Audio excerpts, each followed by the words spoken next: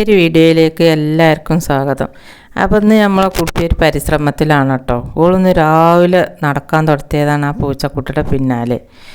ഇവിടെ സ്ഥിരമായിട്ട് വരുന്ന പൂച്ചല്ലേ, അപ്പോൾ ഓൾക്ക് അതിനെ തൊടാൻ കിട്ടണം. അതിന് ഇങ്ങനെ ഓൾ നടക്കുകയാണ് കേട്ടോ. ഓൾ വിയർപ്പ് തുടക്കണമുണ്ട് നടക്കണമുണ്ട്. അങ്ങനെ ലാസ്റ്റ് ഒക്കെ പൂച്ചക്കുട്ടിനെ തൊടാൻ കിട്ടിയ സന്തോഷത്തിലാണ് ഓൾ കേട്ടോ. ഓൾക്ക് അപ്പോൾ പൂച്ചക്കുട്ടി ഓൾ മീനും ബിസ്ക്കറ്റൊക്കെ കൊടുത്തോളം മയക്കി പിടിച്ചു കേട്ടോ. ഇപ്പോൾ പൂച്ചക്കുട്ടി ഓളെ കാലിൻ്റെ ഒട്ടി കടന്ന് ഉരുണ്ട് കളിച്ചാണ്.